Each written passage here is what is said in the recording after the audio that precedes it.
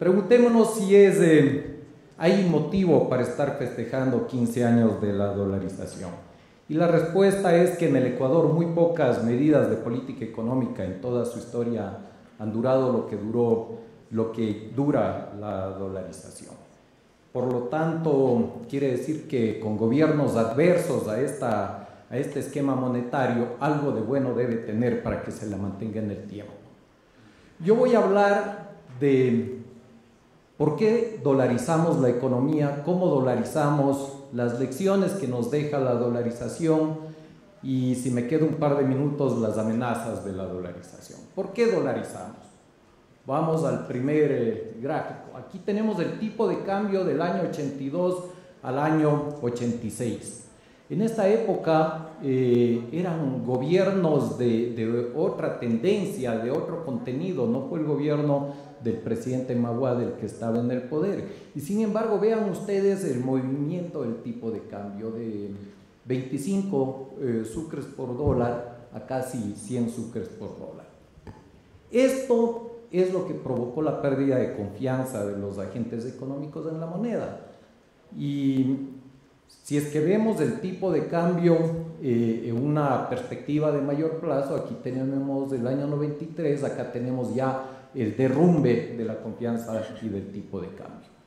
Aquí se ha hecho una explicación de tipo político y sociológico sobre por qué el tipo de cambio evolucionó así, pero no se ha dicho absolutamente nada, con la excepción de Franklin hace unos minutos, sobre el impacto que tiene el excesivo gasto fiscal en la estabilidad de la economía.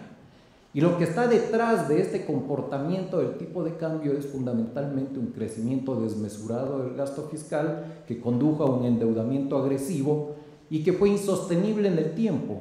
Y cuando la gente perdió la confianza en la capacidad de pago del Ministerio de Finanzas del gobierno ecuatoriano, se derrumbó la economía. Lamentablemente hay ejemplos múltiples de cómo esto se repite. Venezuela está viviendo la misma situación, Argentina está viviendo la misma situación, Perú en el primer periodo de Alan García vivió una situación similar. ¿En qué se tradujo esto a lo largo del tiempo? Estoy cometiendo el mismo error que cometía el señor gerente del Banco Central, que es mover este sensible mouse y ahí comienza a pasarse las imágenes.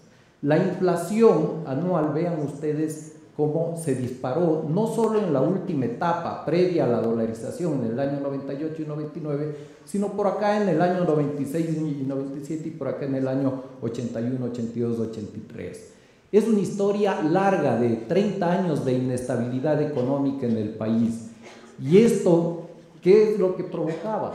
Provocaba empobrecimiento de la gente que tiene ingresos fijos, algo que Joyce y que Franklin han explicado en forma muy clara. Para poder contrarrestar esa depreciación del tipo de cambio y esa inflación, el Banco Central tenía que recurrir a incrementos en la tasa de interés. Y vean acá cómo hubo épocas, pero no es solamente el año 98 y 99, sino largos periodos durante los cuales la tasa de interés estaba en un promedio de 50, 55, 60% la tasa activa.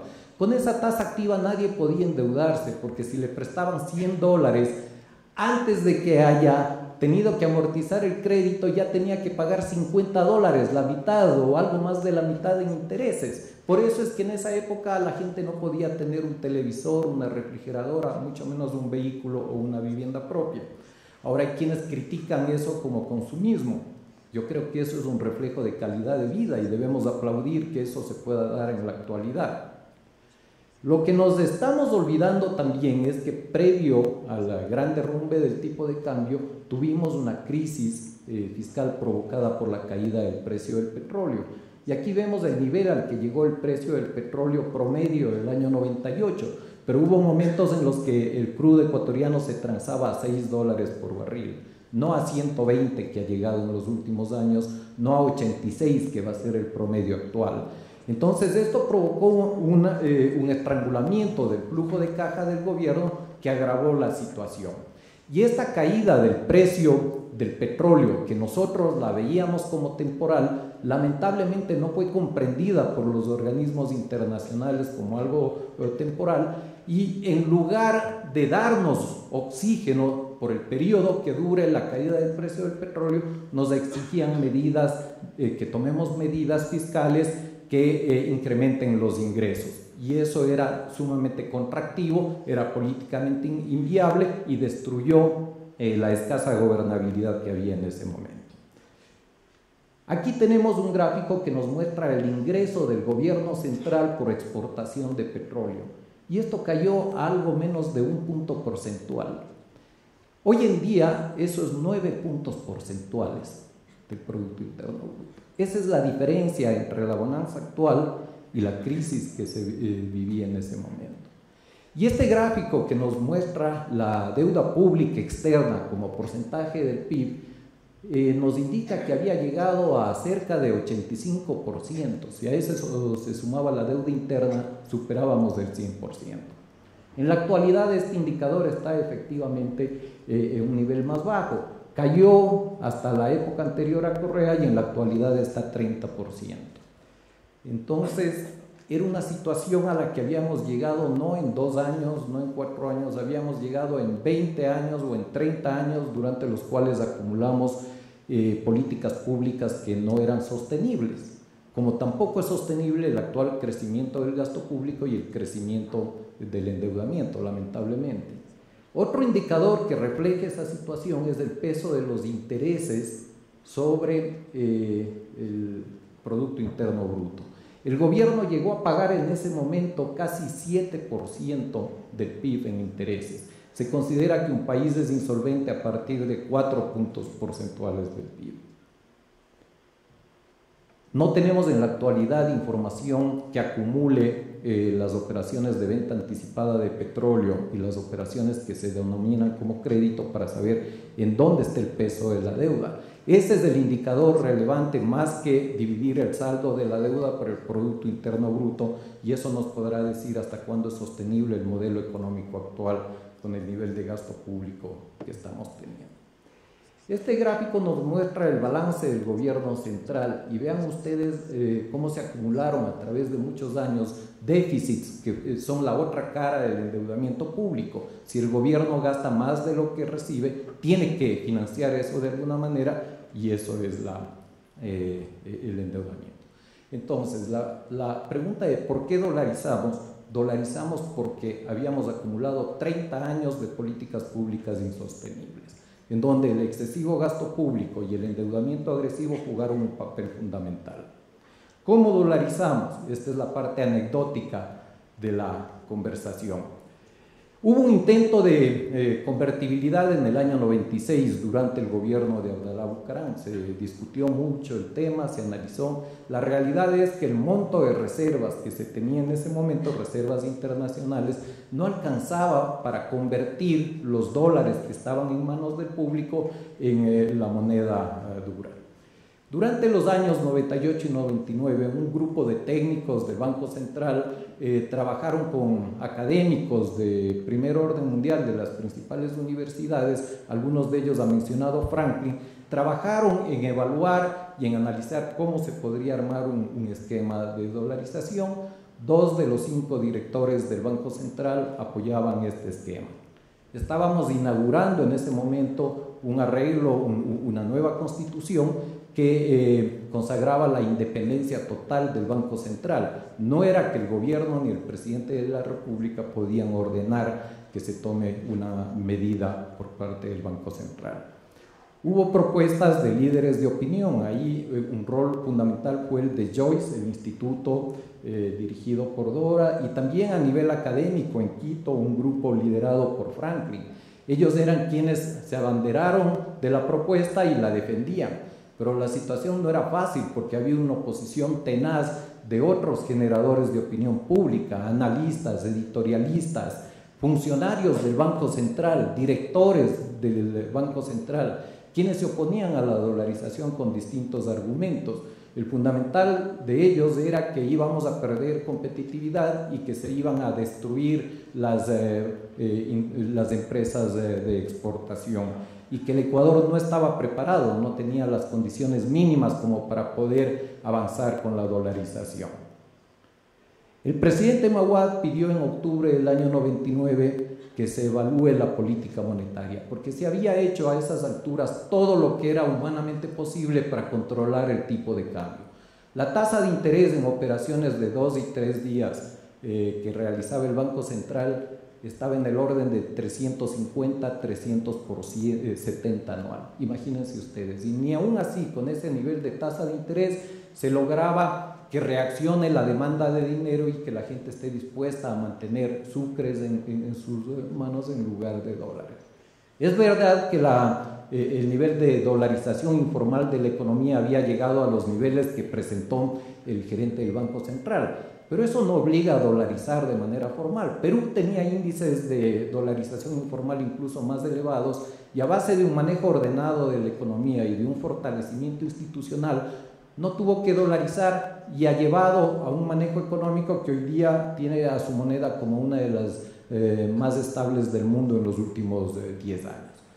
Como consecuencia de este análisis que pidió el presidente Mahuad, se establecieron dos opciones.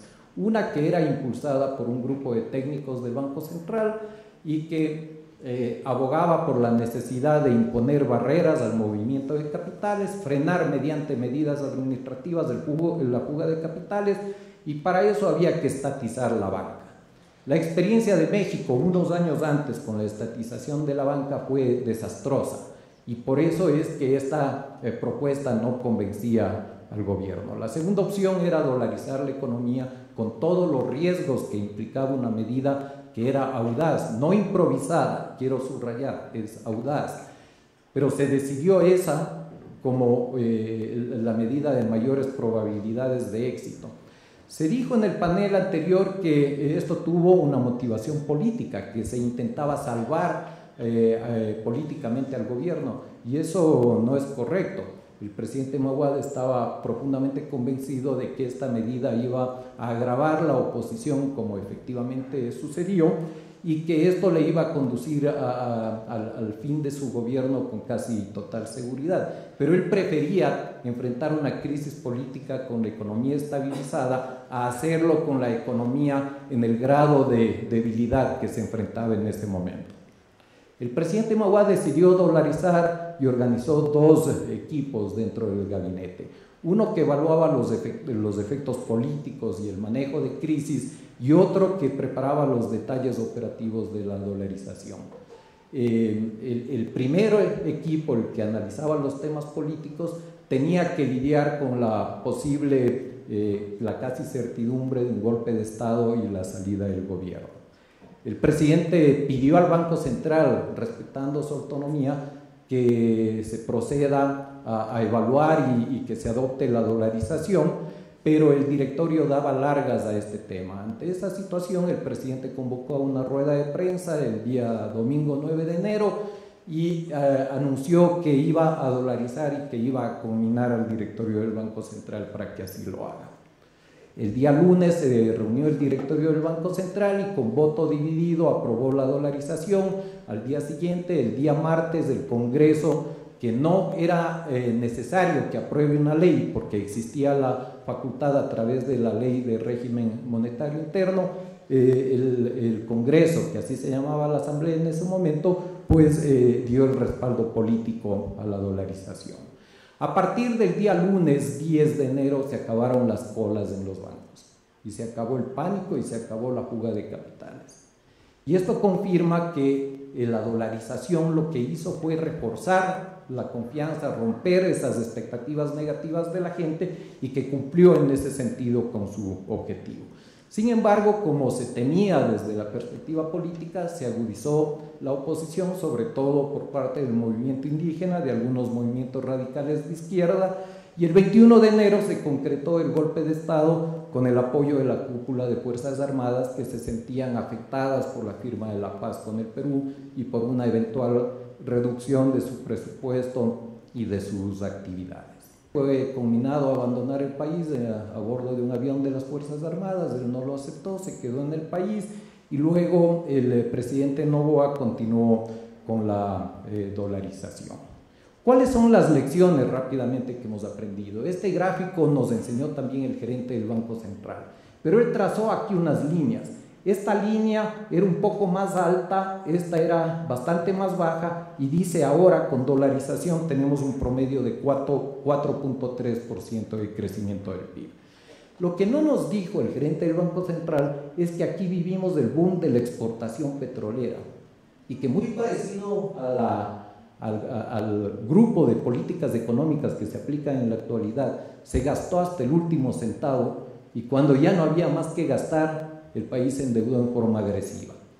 Con esa mezcla de boom petrolero más agresivo endeudamiento, crecimiento de 5.8% en promedio, para caer luego en una crisis de 2 décadas con 2.4% de crecimiento. Si uno quisiera ser riguroso, debería sumar las dos cosas, porque la crisis posterior fue consecuencia del incremento del gasto público y del endeudamiento agresivo en esta época. En la actualidad, ¿qué tenemos? Tenemos un promedio de 4.3% de crecimiento. Esto quiere decir que la dolarización nos ha dado 2 puntos porcentuales por año de incremento de crecimiento del Producto Interno Bruto.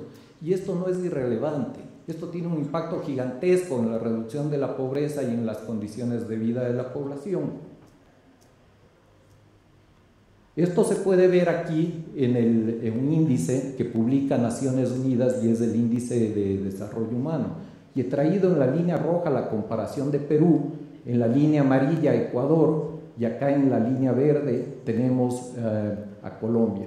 Ecuador con el boom petrolero tenía condiciones de vida superiores a las de los dos países vecinos. Esta es la época en la que pagamos las consecuencias de la fiesta del derroche del petróleo acá.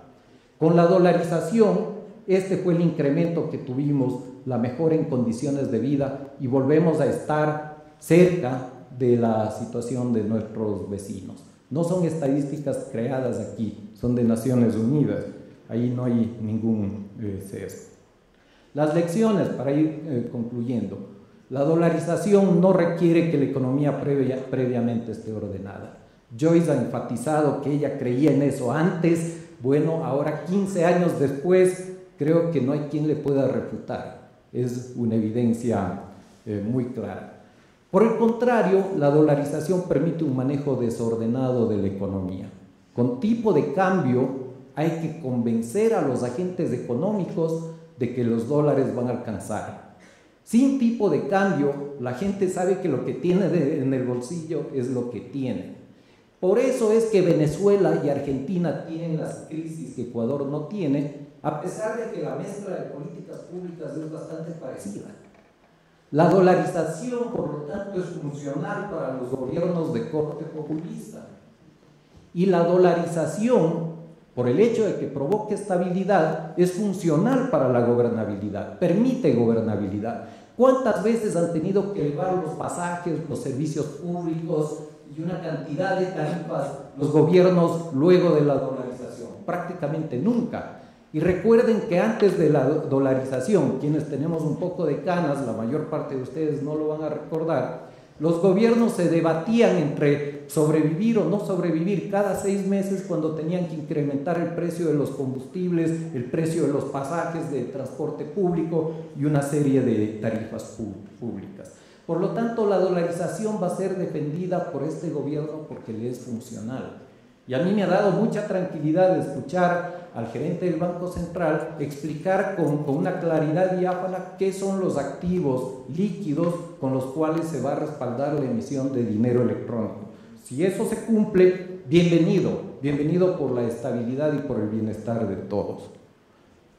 Amenazas a la dolarización, déficit fiscal medido con relación al tamaño de la economía, deuda pública medida con relación al tamaño de la economía, términos de intercambio, que se caigan los precios de los productos de exportación, tipo de cambio real, que el dólar se fortalezca frente a otras monedas, una crisis de confianza en el sistema financiero, porque ahí el gobierno no tendría la maquinita para poder devolver el dinero a los depositantes y enfrentaríamos una crisis fiscal.